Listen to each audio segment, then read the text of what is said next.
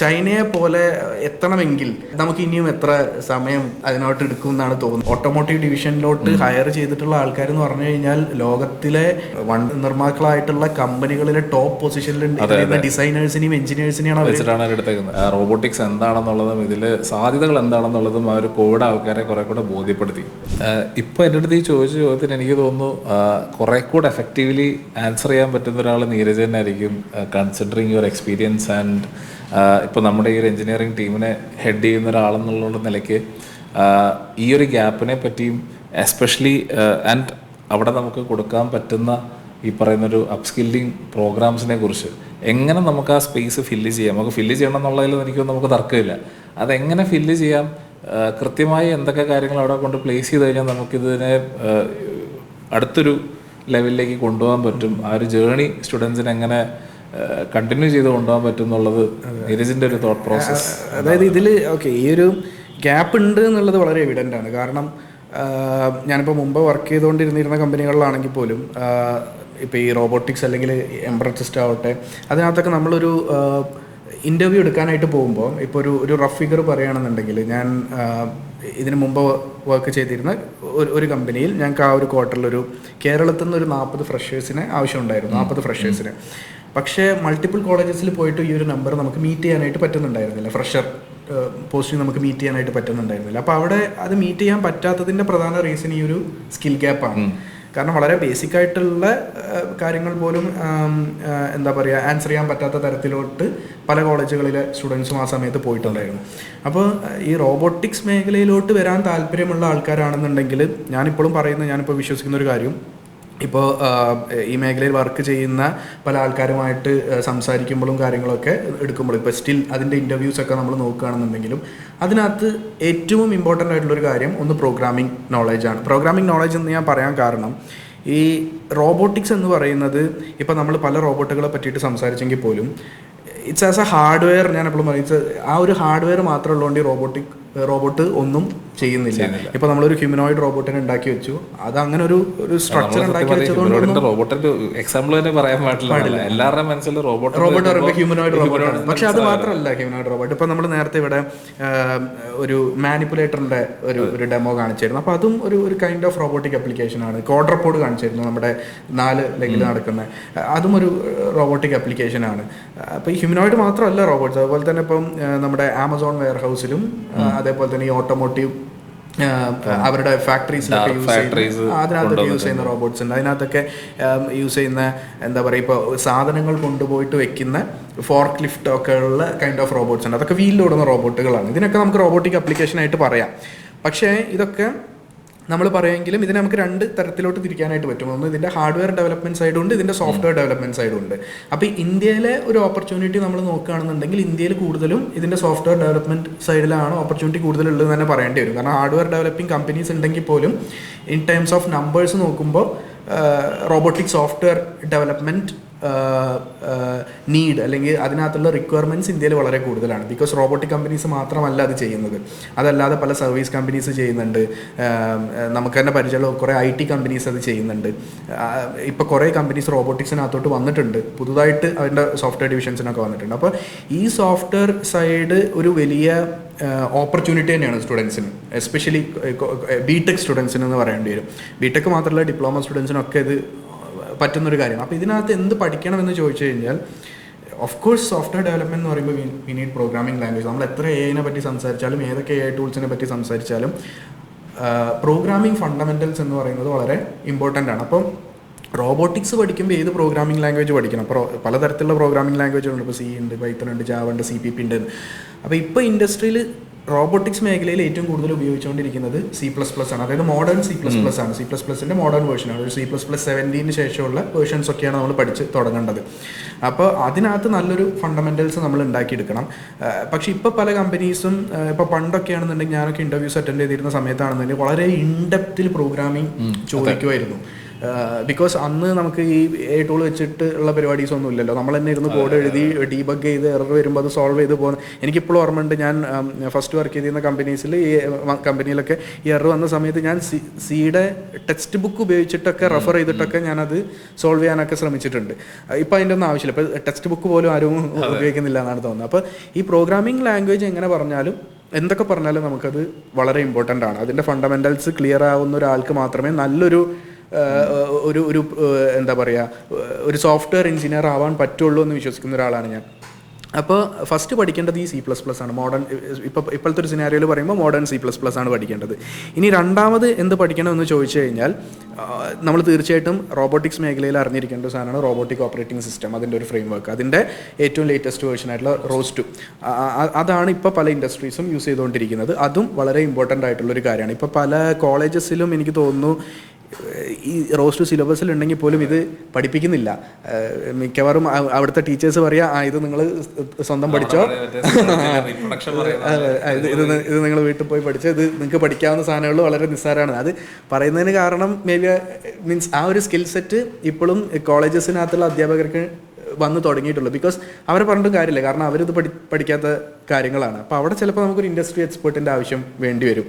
അപ്പോൾ അത് തീർച്ചയായിട്ടും പഠിക്കണം. പിന്നെ രണ്ടാമതൊരു കേസ്, പലപ്പോഴും എന്തുകൊണ്ടാണ് റോബോട്ടിക്സ് ഇൻഡസ്ട്രിയൽ റോബോട്ടിക്സ് ഒരു മെയിൻ സ്ട്രീമിലോട്ട് വരാത്തതെന്ന് വെച്ച് കഴിഞ്ഞാൽ സ്റ്റിൽ നമ്മളിത് പഠിച്ചുകൊണ്ടിരിക്കുന്നത് വളരെ ബേസിക് ആയിട്ടുള്ള ഡെവലപ്മെൻറ്റ് കിറ്റുകളിലാണ്. ഇപ്പോഴും പല കോളേജുകളിലും കോളേജുകളിലും പറയാനുള്ള കാരണം പല കോളേജുകളിലും റോബോട്ടിക്സ് എന്ന് പഠിപ്പിച്ചുകൊണ്ടിരിക്കുന്നത് ആർഡിനോ ആണ്. ആർഡിനോയിൽ മോട്ടോർ ഇറക്കാനാണ് പഠിപ്പിച്ചുകൊണ്ടിരിക്കുന്നത്. ഇതല്ലല്ലോ ആക്ച്വൽ റോബോട്ടിക്സ്. അപ്പോൾ അതിന് എന്താണ് അവിടെ ലിമിറ്റ് ചെയ്യുന്നതെന്ന് ചോദിച്ചു കഴിഞ്ഞാൽ ഒന്ന് ഇതിൻ്റെ കോസ്റ്റാണ്. ഓഫ് കോഴ്സ് ഇപ്പോൾ ഇതിനകത്തുള്ള സെൻസേഴ്സിൻ്റെ കോസ്റ്റ്, ക്യാമറയുടെ കോസ്റ്റ്, ഈ ഹാർഡ്വെയറിൻ്റെ കോസ്റ്റ്. ഇപ്പോൾ ഒരു ആക്ച്വൽ റോബോട്ടിനെ വാങ്ങിയിട്ട് അതിനകത്ത് ചെയ്ത് പഠിക്കുക എന്ന് പറഞ്ഞു കഴിഞ്ഞാൽ പലപ്പോഴും പല കോളേജുകളെ സംബന്ധിച്ചിടത്തോളം അത് ബുദ്ധിമുട്ടാണ്. കാരണം ഇപ്പോൾ ഇവിടെ കാണിച്ച ആ ഗോ ടു റോബോട്ട് ആണെങ്കിൽ തന്നെ ഒരു 5-6 lakhs കൊടുക്കാതെ നമുക്കത് കിട്ടില്ല. അപ്പോൾ അതിന് 15 lakhs എങ്ങനെ അതിനകത്തോട്ട് കൂടും. അപ്പോൾ അതിനെങ്ങനെ ടാക്കിൾ ചെയ്യാം? അതിനെ ടാക്കിൾ ചെയ്യാൻ വേണ്ടിയിട്ട് നമുക്ക് ഒരുപാട് സിമുലേഷൻ സോഫ്റ്റ്വെയർസ് ഉണ്ട്. നമുക്ക് നമ്മുടേതായിട്ടുള്ള റോബോട്ടുകൾ അതിനകത്ത് ഡിസൈൻ ചെയ്യാം. അല്ലെങ്കിൽ ഇങ്ങനത്തെ റോബോട്ടുകളെ നമുക്ക് അതിനകത്തോട്ട് കൊണ്ടുവരാം. ഇതിന് നമ്മൾ പൈസ കൊടുക്കേണ്ട ആവശ്യമില്ല. ഇപ്പോൾ ഗസീബോ പോലത്തെ സിമുലേഷൻ എൻവയോൺമെൻറ്റ്സ് ഉണ്ട്. അപ്പോൾ അതിനകത്ത് എന്താണെന്ന് വെച്ച് കഴിഞ്ഞാൽ ഒരു റിയൽ റോബോട്ട് ഇല്ല എന്നുള്ളതേ ഉള്ളൂ. പക്ഷേ ഒരു റിയൽ റോബോട്ടിനെ കിട്ടിക്കഴിഞ്ഞാൽ അതിനകത്ത് നമുക്ക് ചെയ്യാൻ പറ്റുന്ന പ്രോഗ്രാമുകളൊക്കെ നമുക്ക് ഇതിനകത്തും ചെയ്യാം.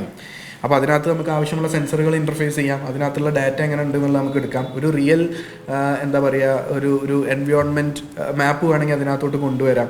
അപ്പോൾ നെക്സ്റ്റ് സ്റ്റേജിൽ എനിക്ക് തോന്നുന്നു അതായിരിക്കും പഠിക്കേണ്ടി വരിക. നമ്മൾ ആദ്യം പ്രോഗ്രാമിംഗ് പഠിക്കുന്നു, ROS 2 പഠിക്കുന്നു, പിന്നെ ഈ ഒരു സിമുലേഷനകത്ത് എങ്ങനെ ഈ കാര്യങ്ങൾ ചെയ്യാം, അങ്ങനത്തെ കാര്യങ്ങളൊക്കെ പഠിക്കാം. അതൊക്കെ മനസ്സിലാക്കിയതിന് ശേഷം പിന്നെ നമ്മൾ ഇതിനകത്ത് ചെയ്യേണ്ടത് ബേസിക്കലി ഇതിന് ഇൻ്റലിജൻസ് കൊടുക്കുക എന്നുള്ളതാണ്. അതായത് നമ്മൾ റോബോട്ടിനെ നമ്മൾ പ്രോഗ്രാം ചെയ്യാനായിട്ട് പഠിച്ചു. റോബോട്ടിനെ പ്രോഗ്രാം ചെയ്യാനായിട്ട് പഠിച്ചു കഴിഞ്ഞാൽ ഇതിനെക്കൊണ്ട് എന്തെങ്കിലും ഡ്യൂട്ടി ചെയ്യിപ്പിക്കണം. ഇതൊരു പിക്ക് ആൻഡ് പ്ലേസ് ആയിരിക്കാം, അല്ലെങ്കിൽ ഒരു എന്താ പറയുക ഒരു പാക്കേജ് ഒരു A എന്ന് പറയുന്ന ഒരു പോയിന്റിൽ നിന്ന് B എന്ന് പറയുന്ന ഒരു പോയിന്റിലോട്ട് കൊണ്ടുപോകുന്നതായിരിക്കാം. എന്തെങ്കിലും ഒരു സംഭവം അതിന് ട്രെയിൻ ചെയ്യിക്കണം. അതായത് അതിനൊരു ഇൻ്റലിജൻസ് നമ്മൾ പ്രൊവൈഡ് ചെയ്യണം. അപ്പോൾ അതിന് വേണ്ടിയിട്ടുള്ള കാര്യങ്ങൾ നമ്മൾ നോക്കേണ്ടി വരും. എങ്ങനെ അപ്പോൾ ഇതെങ്ങനെ എൻവയോൺമെൻറ്റ് സെൻസ് ചെയ്യും? ഇപ്പോൾ ഒരു റോബോട്ടിനെ നമ്മൾ ഈ റൂമിൽ കൊണ്ടുവച്ച് കഴിഞ്ഞാൽ അതിനെങ്ങനെ മനസ്സിലാവും എൻ്റെ മുമ്പിൽ ഒരു ഒബ്സ്റ്റക്കിൾ ഉണ്ട്, അല്ലെങ്കിൽ ഞാൻ അതിനെ പോയി ഹിറ്റ് ചെയ്യാൻ പാടില്ല, അല്ലെങ്കിൽ ഇങ്ങനെ ഒരു പ്രശ്നമുള്ളപ്പോൾ ഞാൻ വേറെ വഴി കൂടെ പോകണം എന്നുള്ളതൊക്കെ അതെങ്ങനെ മനസ്സിലാക്കും. അപ്പോൾ അതിന് വേണ്ടിയിട്ടുള്ള കാര്യങ്ങൾ പഠിക്കണം. അതിൻ്റെ മാപ്പ് ക്രിയേറ്റ് ചെയ്യാൻ വേണ്ടിയിട്ട് പഠിക്കണം. ഈ പാത്ത് പ്ലാനിങ് എങ്ങനെ, മിക്കവാറും റോബോട്ട്സ് എന്ന് പറയുമ്പോൾ നമ്മൾ സഞ്ചരിക്കുന്ന ഒരു സാധനമായിട്ട് അല്ലെങ്കിൽ മൂവ് ചെയ്യുന്ന ഒരു സാധനമായിട്ടാണ് കാണുന്നത്. ഒരു പോയിന്റിൽ നിന്ന് വേറൊരു പോയിന്റിലോട്ട് മൂവ് ചെയ്യുന്ന, അല്ലെങ്കിൽ എന്തെങ്കിലും ഒരു വസ്തുവിനെ മൂവ് ചെയ്യാനായിട്ട് സഹായിക്കുന്ന ഒരു സാധനമായിട്ടാണ് നമ്മൾ റോബോട്ടുകളെ കാണുന്നത്. അപ്പോൾ ആ പാത്തുകൾ എങ്ങനെ ക്ലിയർ ആയിട്ട് പോവാം? ഇപ്പോൾ നമ്മുടെ വീട്ടിലെ വാക്വം MIയുടെ ഒക്കെ വാക്വം ക്ലീനർ ബോട്ടുകൾ. അപ്പോൾ അതിനകത്തൊരു മുമ്പിൽ ഒരു ഒബ്സ്റ്റക്കിൾ വന്നു കഴിഞ്ഞാൽ അത് അവിടെ സ്റ്റോപ്പ് ചെയ്തിട്ട് അത് വേറെ പാത്തിലൂടെയാണ് പോവുക. അപ്പോൾ അതെങ്ങനെ, അതിനൊരു ഇൻ്റലിജൻസ് ഉണ്ട് ആ റോബോട്ടിന്. ഇങ്ങനെ ഒരു ഒബ്സ്റ്റക്കിൾ വരുമ്പോൾ അതിനകത്തോട്ട് ഹിറ്റ് ചെയ്യാൻ പാടില്ല. അപ്പോൾ അതെങ്ങനെയാണ് മനസ്സിലാക്കുന്ന ഒബ്സ്റ്റക്കിൾ ഉണ്ട് എന്നുള്ളത് അതിനകത്ത് സെൻസറുകളുണ്ട്. അപ്പോൾ സെൻസർ ഇൻ്റർഫേസിങ് കറക്റ്റായിട്ട് പഠിക്കണം. അപ്പോൾ അങ്ങനത്തെ കുറേ കാര്യങ്ങളാണ് പിന്നീട് നമ്മൾ നോക്കേണ്ടത്. മെയിനായിട്ട് ഈ മാപ്പിംഗ്, ഇതിൻ്റെ ഇൻ്റർഫേസിങ്. അപ്പോൾ അതിന് വേണ്ടിയിട്ടുള്ള കുറേ ടെക് സ്റ്റാക്കുകളുണ്ട്, ടെക്നോളജീസ് ഉണ്ട്. അപ്പോൾ അതെന്താണെന്നുള്ളത് മനസ്സിലാക്കണം, അത് പഠിക്കണം. ഇതാണ് യൂഷ്വലി നമ്മൾ ഇൻഡസ്ട്രിയിൽ ഉപയോഗിച്ചുകൊണ്ടിരിക്കുന്ന ഒരു കാര്യം. പിന്നെ ഇതിനകത്ത് തന്നെ പല റോബോട്ടുകൾ എടുത്താലും ഇതിനകത്ത് യൂസ് ചെയ്യുന്ന, അല്ലെങ്കിൽ ഇതിനകത്ത് നമ്മൾ ഉപയോഗിക്കേണ്ടി വരുന്ന അൽഗോരിതംസ് ഒക്കെ മാറിക്കൊണ്ടിരിക്കും. ഇപ്പം ഞാൻ ഈ നേരത്തെ പറഞ്ഞ ഈ വാക്യൂം ക്ലീനിങ് റോബോട്ടിൽ ഉപയോഗിക്കുന്ന സാധനം ആയിരിക്കില്ല ചിലപ്പോൾ നമ്മൾ മാനിപ്പുലേറ്ററിൽ ഉപയോഗിക്കുന്നത്. കാരണം രണ്ടിൻ്റെയും പർപ്പസ് വേറെയാണ്, അതിൻ്റെ ആ മോഷൻ രീതി വേറെയാണ്. പക്ഷേ സിമിലർ ആയിട്ടുള്ള കാര്യങ്ങളും ഉണ്ടാവും. ഇപ്പോൾ ഫോർ എക്സാമ്പിൾ ഈ വാക്യൂം ക്ലീനിങ്ങിൻ്റെ മുകളിൽ നമ്മൾ വേറൊരു എന്താ പറയുക ഒരു ഫോക്ക് ലിഫ്റ്റ് ബിൽഡ് ചെയ്ത് കഴിഞ്ഞാൽ ഇതിനെ വേണമെങ്കിൽ കൊണ്ടുപോയിട്ട് സ്റ്റാക്ക് ചെയ്യുന്ന ഒരു സാധനമായിട്ട് യൂസ് ചെയ്യാം. അപ്പോൾ അതൊക്കെ ചില സിമിലർ ആയിട്ടുണ്ടാവും, ചിലത് ഡിഫറെൻ്റ് ആയിട്ടുണ്ടാവും. അപ്പോൾ ഈ അൽഗോരിതംസ് ഒക്കെ ഐഡൻറ്റിഫൈ ചെയ്യണം. പിന്നെ ഓഫ് കോഴ്സ് വൺസ് ഇതൊക്കെ നമ്മൾ മനസ്സിലാക്കി കഴിഞ്ഞാൽ ഈ സിമുലേഷൻ എൻവയോൺമെൻറ്റിലൊക്കെ നമ്മൾ കാര്യങ്ങളൊക്കെ മനസ്സിലാക്കി കഴിഞ്ഞാൽ പോസിബിൾ ആണെന്നുണ്ടെങ്കിൽ, പക്ഷേ ഇത്രയും കാര്യങ്ങൾ പഠിച്ചാൽ തന്നെ ഇതിൻ്റെ ഈ C++ഉം ഇനീഷ്യൽ ഒരു സിമുലേഷൻ കാര്യങ്ങളൊക്കെ പഠിച്ചാൽ തന്നെ ഒരു ഫ്രഷറിനെ സംബന്ധിച്ചിടത്തോളം ഈസിലി നല്ലൊരു റോബോട്ടിക് കമ്പനിയിൽ ജോബ് കിട്ടും. അത് ജോബ് കിട്ടുക ഇൻ ദ സെൻസ് അത് ഇവിടെ മാത്രമല്ല, ഇന്ത്യയിൽ മാത്രമല്ല, പുറത്ത് ഒരുപാട് റോബോട്ടിക് കമ്പനികളുണ്ട്. അവർ ഇന്ത്യൻ ഇൻറ്റേൺസിന് എടുക്കുന്നുണ്ട്. ഇപ്പോൾ സിംഗപ്പൂരൊക്കെ ഉള്ള കമ്പനീസൊക്കെ കുറേ പേരൊക്കെ ഇന്ത്യയിൽ തന്നെ ഇൻറ്റേൺസിന് എടുക്കുന്നുണ്ട്. പിന്നെ കുറേ കമ്പനീസൊക്കെ ഇന്ത്യയിലോട്ട് അവർ ഇത് തുടങ്ങുന്നുണ്ട്. ഇപ്പോൾ നമ്മളോട് ക്ലോസ്ലി വർക്ക് ചെയ്യുന്ന അർജുൻ മുമ്പ് വർക്ക് ചെയ്തിരുന്ന സിംഗപ്പൂർ ലയൻസ് ബോട്ട് എന്ന് പറയുന്ന ഒരു കമ്പനി, അത് സിംഗപ്പൂർ ബേസ്ഡ് കമ്പനിയാണ്. അവർ ഇന്ത്യയിൽ ഓഫീസ് സ്റ്റാർട്ട് ചെയ്തിട്ടുണ്ട്. അപ്പോൾ ഇന്ത്യയിലോട്ട് പല കമ്പനീസും അവരുടെ പ്രൊഡക്ഷൻ തന്നെ മാറ്റുന്നുണ്ട്. ബിക്കോസ് ഇവിടെ കുറച്ചും കൂടെ വർക്ക് ഫോഴ്സും കാര്യങ്ങളൊക്കെ കുറച്ചും കൂടെ ലോ കോസ്റ്റിൽ കിട്ടും എന്നുള്ളതുകൊണ്ടൊക്കെ അവർ മാറ്റുന്നുണ്ട്. അപ്പോൾ അങ്ങനെയുള്ള കമ്പനീസിൽ ഇവർക്ക് ഈസിലി ഈ ജോബും കാര്യങ്ങളൊക്കെ കിട്ടാനായിട്ട് സഹായിക്കും. അപ്പോൾ ഞാൻ പറയുന്നത് എപ്പോഴും സ്റ്റാർട്ട് വിത്ത് ഒരു ഫണ്ടമെൻ്റൽ ഒരു പ്രോഗ്രാമിംഗ് ലാംഗ്വേജ് വെച്ച് സ്റ്റാർട്ട് ചെയ്യുക, എന്നിട്ട് ഈ ഒരു മേഖല കൈകാര്യം ചെയ്ത് പോകുക എന്നുള്ളതാണ്. പിന്നെ ഇതെപ്പോഴും പഠിക്കുമ്പോൾ ഈ റോബോട്ടിക്സിനകത്തുള്ളൊരു പ്രശ്നം, ഇതിൻ്റെ റിസോഴ്സസ് കാര്യം നമ്മൾ എന്തൊക്കെ പറഞ്ഞാലും നമ്മൾ നെറ്റിനകത്ത് കുറേ സാധനങ്ങൾ അവൈലബിൾ ആണ്, അതാണ് ഇതാണെന്നൊക്കെ പറഞ്ഞാലും ബാക്കിയുള്ളത് പഠിക്കുന്ന അത്ര എളുപ്പത്തിൽ നമുക്ക് ഈ സാധനം പഠിച്ചെടുക്കാനായിട്ട് സാധിക്കില്ല, എസ്പെഷ്യലി ഫോർ എ ബിഗിനർ. അപ്പോൾ കുറേ ഡോക്യുമെൻറ്റ്സ് ഇരുന്ന് വായിക്കണം. ഇപ്പോൾ കുറേ ട്യൂട്ടോറിയൽസും കാര്യങ്ങളൊക്കെ കുറച്ച് അവൈലബിൾ ആയിട്ടുണ്ടെങ്കിൽ പോലും ഈ ഡോക്യുമെൻറ്റ്സ് വായിച്ച് മനസ്സിലാക്കുക എന്ന് പറയുന്നതിന് വലിയൊരു പണിയാണ്. ഇതിൻ്റെ കുറേ ടെക്സ്റ്റ് ബുക്കുകളൊക്കെ ഈവൻ ഉണ്ടെങ്കിൽ പോലും അതൊക്കെ വായിക്കുമ്പോൾ നമുക്ക് കുറേ അധികം കൺഫ്യൂഷൻസ് ഉണ്ട് ഇതിനകത്ത്. അപ്പം ഒരു എക്സ്പേർട്ടിൻ്റെ അടുത്ത് നിന്ന് ഇത് മനസ്സിലാക്കുക, ഒരു ഇൻഡസ്ട്രി എക്സ്പേർട്ട് പറ്റുമെങ്കിൽ അങ്ങനെ അത് കൂടുതലായിട്ട് മനസ്സിലാക്കാനായിട്ട് ശ്രമിക്കുക. ഈ സ്കില്ലപ്പ് കോഴ്സുകൾ ഇതിനകത്ത് കൂടുതലായിട്ട് ചെയ്യുക, അങ്ങനെയൊക്കെ ചെയ്ത് വരേണ്ടത് ആക്ച്വലി വളരെ അത്യാവശ്യമായിട്ടാണ് എനിക്ക് തോന്നിയത്. ഇതാണ് ആ ഒരു കരിയർ ഗ്യാപ്പ്, അല്ലെങ്കിൽ കരിയർ ഗ്യാപ്പ് അല്ല, ഒരു സ്കിൽ ഗ്യാപ്പ് നികത്താനായിട്ട് നമുക്ക് പറ്റുന്ന കാര്യം. ആ ഒരു സ്പേസിൽ ആഡ് ചെയ്യാൻ പറ്റുന്നൊരു സാധനം കൂടാണ് ഇവർ പഠിക്കുന്ന സമയത്ത്. ഇപ്പം ഇന്റേൺഷിപ്സ് എന്ന് പറയുന്ന കാര്യമുണ്ട് ഇവർക്ക്. പലപ്പോഴും ഇപ്പം നമ്മൾ എഞ്ചിനീയറിംഗ് പഠിക്കുന്ന സമയത്താണെങ്കിൽ നമ്മളൊരു ചടങ്ങ് പോലെയാണ് ഈ സാധനം ചെയ്ത് പോകാറുള്ളത്. ഈവൻ ദോ യൂണിവേഴ്സിറ്റികളും ചില കോളേജുകളും എഫേർട്ട് എടുക്കുന്നുണ്ടെങ്കിൽ പോലും ഇപ്പോഴും അത് മെജോറിറ്റി സ്ഥലങ്ങളിലും അതങ്ങനെ ഒരു സർട്ടിഫിക്കറ്റിന് വേണ്ടി പോകുന്നു, കുറച്ച് ദിവസം ചെയ്യുന്നു, വരുന്നു എന്നുള്ളതാണ് പോകുന്നത്. അപ്പം ആ സ്പേസിലും ഒരു ഡിഫറൻസ് കണ്ടെത്താൻ കുട്ടികൾ ശ്രമിക്കണം എന്നുള്ളതാണ്. ഇന്റേൺഷിപ്സിന്റെ കേസ് പറഞ്ഞപ്പോൾ ഈ റോബോട്ടിക്സിന്റെ കാര്യം പറയുമ്പോൾ പലർക്കും ഉള്ളൊരു തെറ്റിദ്ധാരണ ഇത് ബിടെക്കുകാർക്കുള്ളതാണെന്നുള്ളത്. അപ്പോൾ നമ്മുടെ റീസെൻ്റ്ലി നമുക്ക് വന്നിട്ടുള്ള intern Saint Joseph college Irinjalakuda, അവിടെ ബിവോക്ക് എന്ന് പറയുന്ന ഒരു ഡിപ്പാർട്ട്മെന്റിൽ നിന്ന് അതൊരു എന്താ പറയുക, അത് ബിവോക്ക് മാത്തമാറ്റിക്സ് എന്ന് വന്നിട്ടുള്ളൊരു സ്റ്റുഡൻസ് അവർ ആക്ച്വലി എന്താ പറയുക വളരെ നല്ല രീതിയിലാണ് അവർ പെർഫോം ചെയ്തിട്ടുണ്ടായിരുന്നത്. അത് റോബോട്ടിക്സ് അവർ വർക്ക് ചെയ്തത് ഈ ഗോറ്റുവിനകത്തായിരുന്നു. അപ്പോൾ എൻ്റെ ടീമിൽ തന്നെയുള്ള ഒരു മെമ്പറായിരുന്നു ആ ഇൻറ്റേൺഷിപ്പ് ലീഡ് ചെയ്തത്. അപ്പോൾ അതിനകത്ത് അവർ ആക്ച്വലി ഈ റോബോട്ടിനെ ഓട്ടോണമസ് ആക്കാൻ വേണ്ടിയിട്ടുള്ള കാര്യങ്ങളാണ് ചെയ്തുകൊണ്ടിരുന്നിരുന്നത്. അപ്പോൾ ഒരു ടീം ഗോറ്റുവിലും ഒരു ടീം നമ്മുടെ മാനിപ്പുലേറ്ററിലായിരുന്നു. അപ്പോൾ ഇതിനെ ഓട്ടോണമസ് ആക്കി ഇതിന് സെൽഫ് ആയിട്ട് ഇതിന് റോം അറൗണ്ട് ചെയ്യാൻ വേണ്ടിയിട്ടുള്ള കാര്യങ്ങളും സർവൈലൻസിനൊക്കെ വേണ്ടിയിട്ട് യൂസ് ചെയ്യുന്ന കാര്യങ്ങളും. ഇത് ആക്ച്വലി ബിടെക്കുകാർക്ക് മാത്രമല്ല, അതായത് ഏതൊരു വിദ്യാർത്ഥിക്കും ഏതൊരു കോളേജിലുള്ള ആർക്കും വന്ന് ചെയ്യാവുന്ന കാര്യം. പക്ഷെ ആ ഒരു താല്പര്യം വേണം എന്നുള്ളതാണ് എനിക്ക് തോന്നുന്നത്. അപ്പം ഈ ഒരു രീതിയിലൊരു സ്കില്ലപ്പാണ് ബേസിക്കലി നമ്മൾ റോബോട്ടിക്സിനകത്ത് ചെയ്യേണ്ടതെന്നാണ് എനിക്ക് തോന്നിയിട്ടുള്ളത്. ഈ ഒരു ഓപ്പർച്യൂണിറ്റീസ് നല്ല രീതിയിൽ ഉപയോഗിക്കാൻ ശ്രമിക്കുക. പ്രോപ്പർ എക്സ്പീരിയൻസ് കിട്ടുന്ന സ്ഥലങ്ങളിൽ, ഇൻഡസ്ട്രിയൽ എക്സ്പീരിയൻസ് കിട്ടുന്ന ഇന്റേൺഷിപ്സ് എടുക്കാൻ ശ്രമിക്കുക. ഇങ്ങനത്തെ അപ്സ്കില്ലിംഗ് പ്രോഗ്രാംസ് ഈവൻ കോഴ്സ് കഴിഞ്ഞിട്ടാണെങ്കിൽ പോലും പല കമ്പനി ഇപ്പം നമുക്കൊക്കെ എനിക്ക് തോന്നുന്നു നമുക്ക് പലരും മെയിൽ അയക്കാറുണ്ട്, ഞങ്ങൾക്ക് എക്സ്പീരിയൻസ് ഗെയിൻ ചെയ്യാനായിട്ട് 6 months ഞങ്ങൾ വന്ന് ചെയ്തോട്ടെ. നമ്മൾ ആരും ഡിനൈ ചെയ്യാറില്ല, നമ്മളെല്ലാവരും വെൽക്കം ചെയ്യാറേ ഉള്ളൂ. കാരണം അവർക്ക് വന്ന് പഠിക്കാനുള്ളൊരു സ്പേസ് ഇവിടെ ഉണ്ട്, അതിനുള്ള റിസോഴ്സ് ഉണ്ട്, നമുക്ക് അവർക്ക് കൊടുക്കാൻ പറ്റുന്ന വർക്കും നമുക്ക് ഉണ്ടാവാറുണ്ട്. അപ്പം ഡെഫിനറ്റ്ലി എനിക്കൊന്ന് ഏത് കമ്പനി അപ്രോച്ച് ചെയ്താലും ഈ പറയുന്ന എക്സ്പീരിയൻസ് ഗെയിൻ ചെയ്യാൻ കുറച്ചും കൂടെ നെറ്റ്വർക്ക് ഉണ്ടാക്കാനുള്ളതാണ് അല്ലേ. പിന്നെ എനിക്ക് തോന്നുന്നു ഇതിനകത്ത് ഉള്ള ഓപ്പർച്യൂണിറ്റീസ് കൂടിക്കൊണ്ടിരിക്കുകയാണ്. ഇപ്പോൾ റോബോട്ടിക്സ് എന്ന് പറയുന്നത് വളരെ എന്താ പറയുക കത്തി നിൽക്കുന്ന ഒരു ഫീൽഡാണ്. ഗവൺമെൻറ് ഇതിനെ സപ്പോർട്ട് ചെയ്യുന്നു, ഇൻവെസ്റ്റേഴ്സ് ഇതിനെ സപ്പോർട്ട് ചെയ്യുന്നു. ഒരുപാട് സ്റ്റാർട്ടപ്പുകളാണ് ഇപ്പോൾ റോബോട്ടിക്സ് മേഖലയിൽ വന്നുകൊണ്ടിരിക്കുന്നത്. ചെയ്യുന്നത്. കേരളത്തിൽ നിന്ന് ഒരുപാട് സ്റ്റാർട്ടപ്പുകൾ വരുന്നുണ്ട്, ഇന്ത്യയിൽ നിന്ന് ഒരുപാട് സ്റ്റാർട്ടപ്പുകൾ വരുന്നുണ്ട്.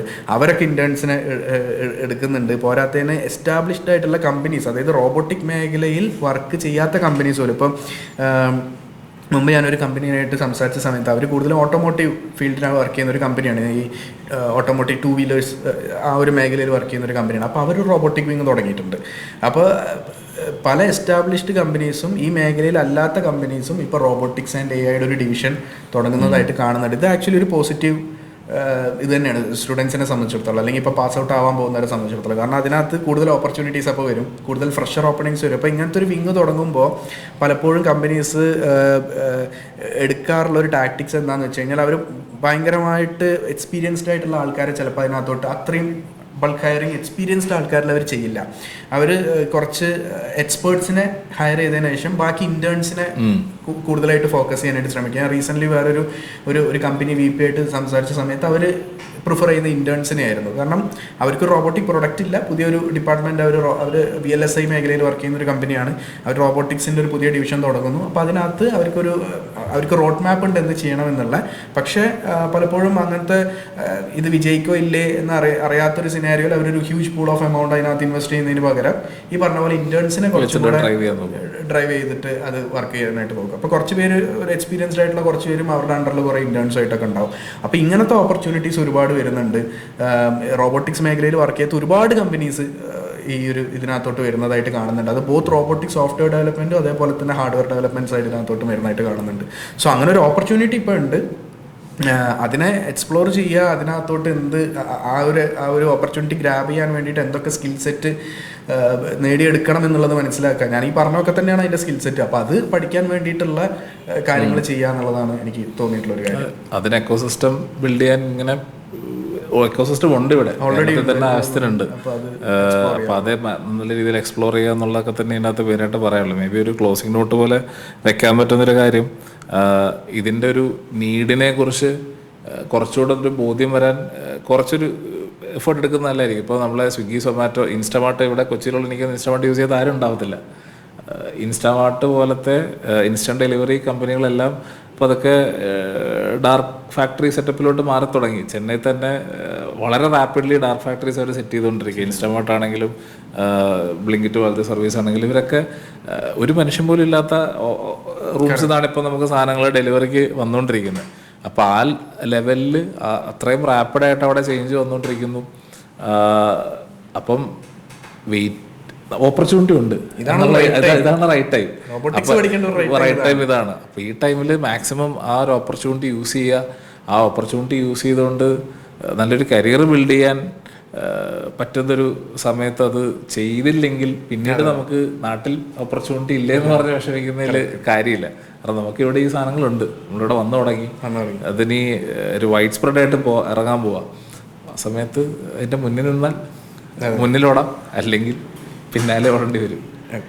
സോ ഇത്രയും നേരം നമ്മളപ്പോൾ റോബോട്ടിക്സിനെ പറ്റിയിട്ടും അതിനുള്ള അവസരങ്ങളെ പറ്റിയിട്ടും ഒരു റോബോട്ടിക് എക്കോസിസ്റ്റം എങ്ങനെയാണ് കേരളത്തിൽ നമ്മൾ ബിൽഡ് ചെയ്ത് കൊണ്ടുവന്നതിനെ പറ്റിയിട്ടൊക്കെ സംസാരിച്ചു. So thanks lot Anu. Thank you.